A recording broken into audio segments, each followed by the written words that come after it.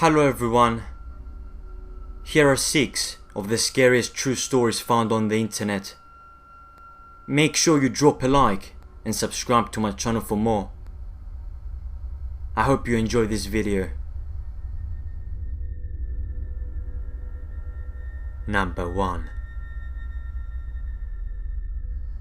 I grew up in a small town in the Pacific Northwest and the population was around 3,000.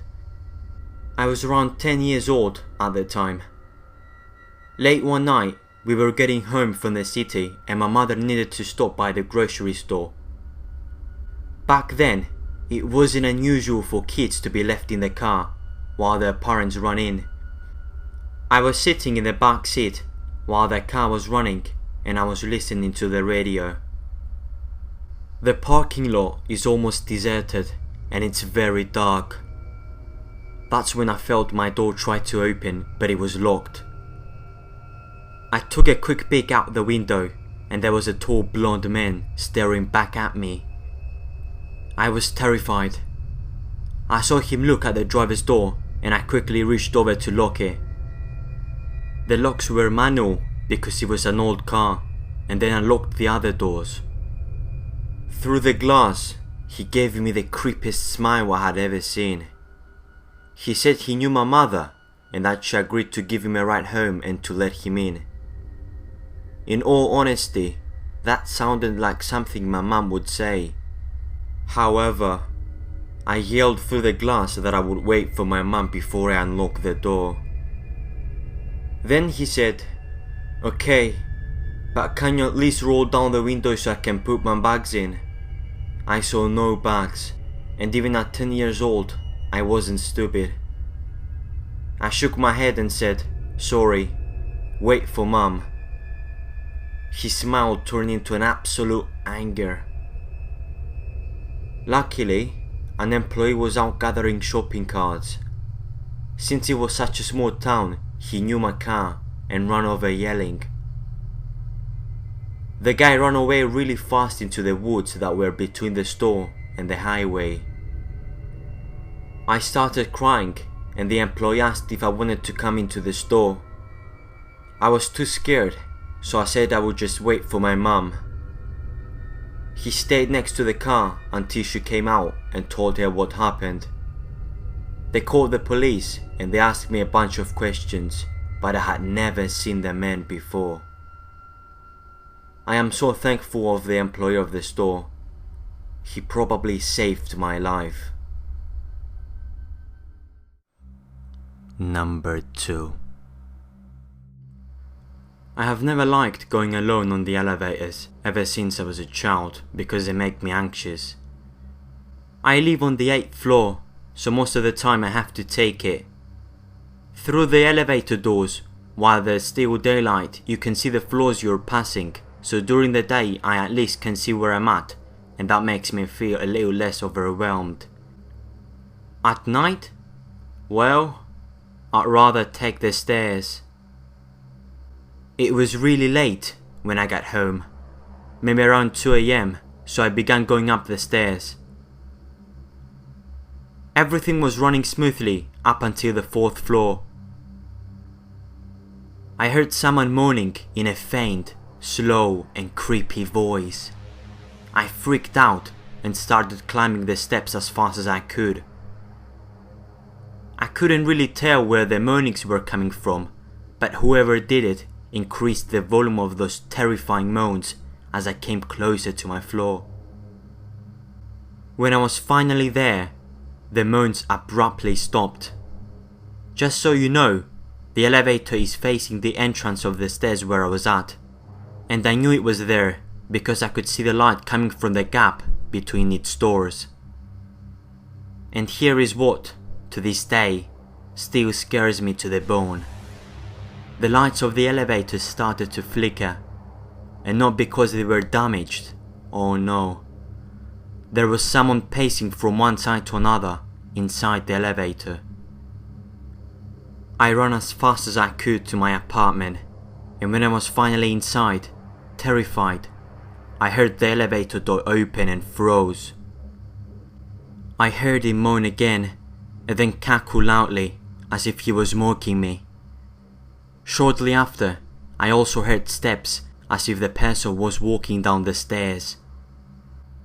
I think my unreasonable fear towards elevators might have saved me from who knows what yesterday. And no, I still won't be taking the elevator at night. Number 3. This story didn't happen to me, but to my mother.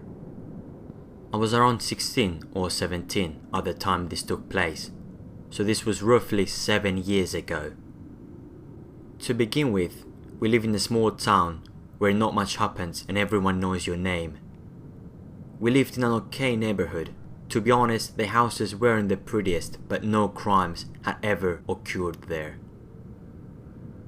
She told me that one night she couldn't sleep, and when that happened, she would typically go to the living room and watch TV or iron clothes to keep herself busy. That night was no different. It was about 2 in the morning, and she was in the middle of ironing a pile of clothes when someone knocked at the door. As she went to go to see who it was, she almost opened the door without checking, but something told her to turn on the porch light. She turned on the light while looking out the front door window, and the moment the light came on, she saw a tall man sprint off the front porch and down the street. She was terrified but didn't want to wake my dad or my brother, and instead kept it to herself until the next morning. Number 4. When I was about 18 years old, I worked at a restaurant near my parents' home. It was so close that I actually walked to it from home all the time. Given that I didn't own a car, I really didn't have any other choice. To give you an idea of what the neighborhood looks like, I lived in a mobile home park at the time. Each street had about 16 or so homes, all in a straight line. About halfway through there was a sidewalk that one could use as a shortcut to go to the house if they needed to. Coming from work, I was on the opposite side of my house near the leasing office. It was around 10 or so when I began my walk home. I walked with both headphones in, listening to my iPod to pass the time.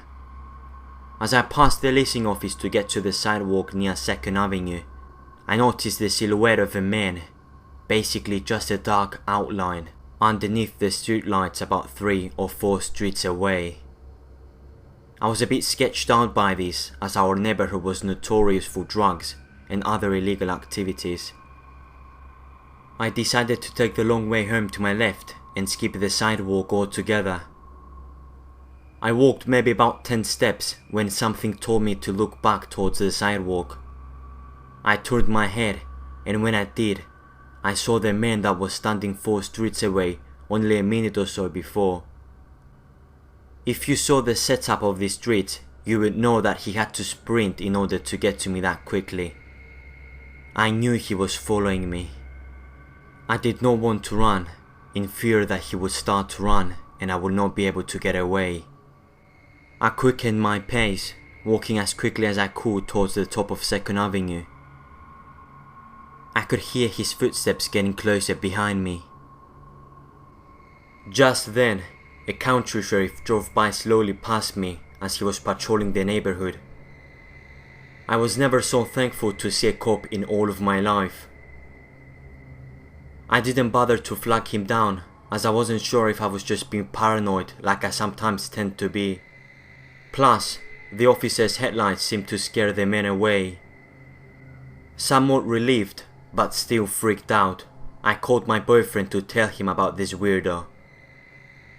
As I walked, I kept an eye on the sidewalk. There was no sign of him. I made a right on 6th Avenue, heading towards my parents' house and still on the phone with my boyfriend. I had let my guard down slightly, as I was only about 2 houses away, and that's when I saw him. He was poking his head out from behind my neighbor's shed. I didn't stick around to find out what he was doing there, I got into my parents' front door, opened it quickly and locked it behind me. After catching my breath, I told my parents what had happened. They thought I was an idiot for not flagging the officer down. Then again, what was I going to tell the cop? I never saw the guy's face or anything. He just looked like a shadow. Like I said before, he was gone as soon as the officer passed by. Since then, I never walk in the dark with both headphones in, and I carry a mace and a switchblade, just in case.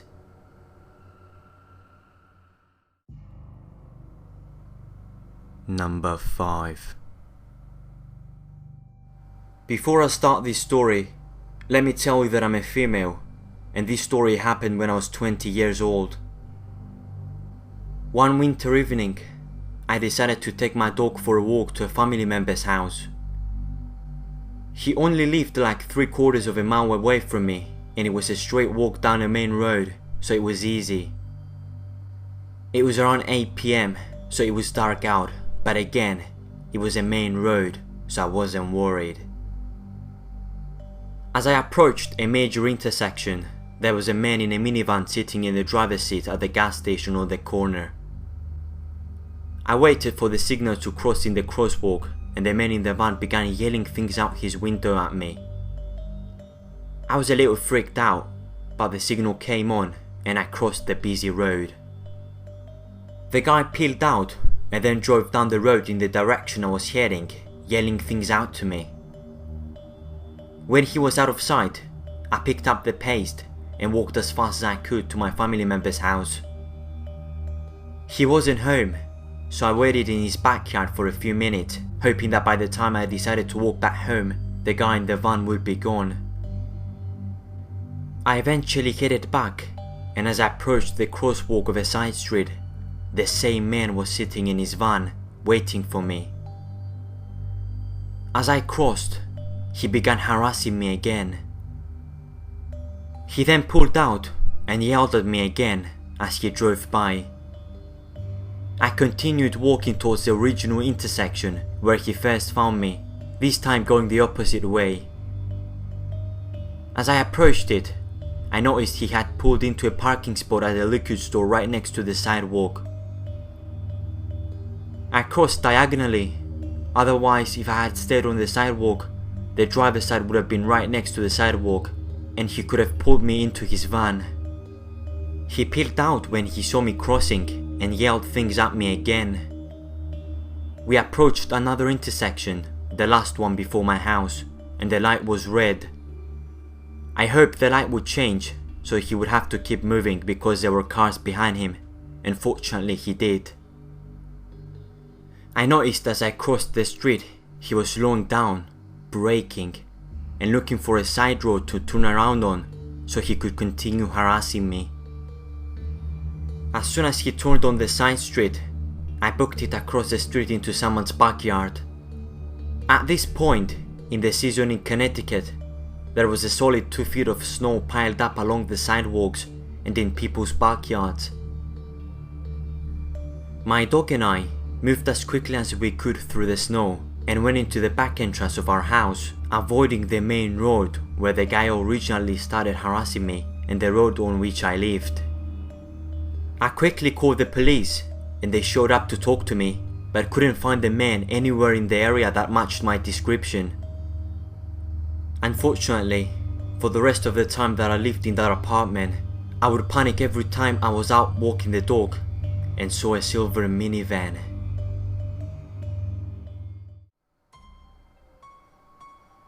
Number 6. This story needs a little explanation before I start. First, I was around 13 years old at the time, and I was sleeping over at my best friend's house with his older brother, younger sister, and 2 other friends. This wasn't anything unusual, and he had a fairly large 3-story house and had loads of friends. We weren't the best kids ever and decided to sneak out at 2 in the morning.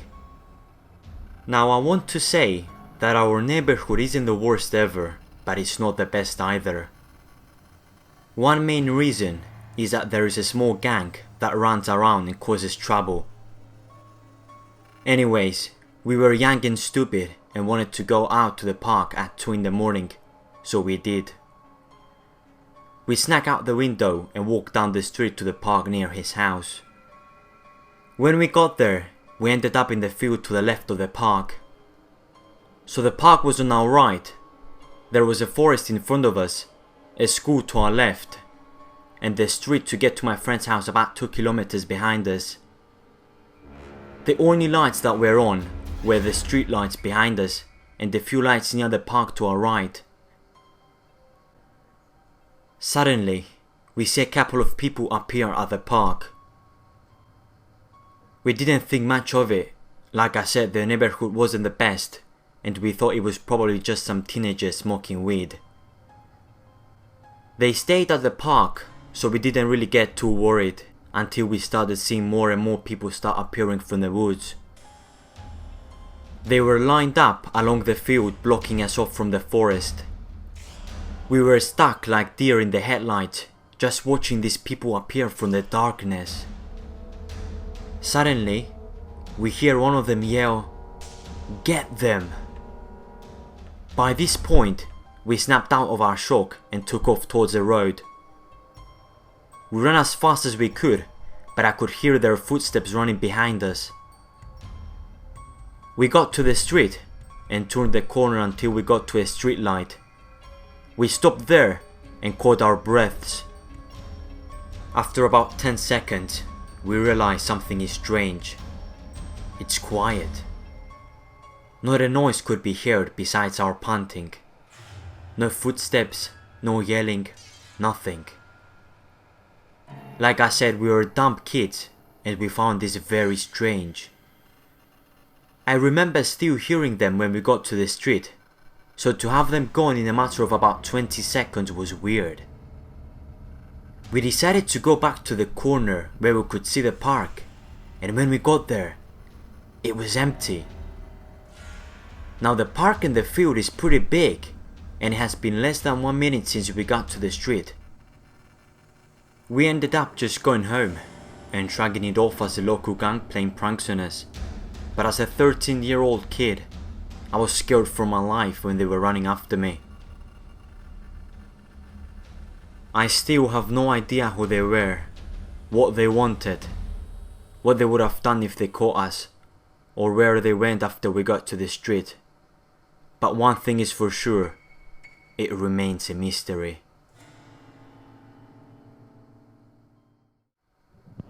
Hey guys, thank you for watching this video. Make sure you drop a like and subscribe to my channel for more. Oh, and by the way, did you guys like the 20-minute video? Do you guys want more 20-minute videos? Let me know by dropping a comment down below. And remember, it can happen to anybody, including you. Sweet dreams.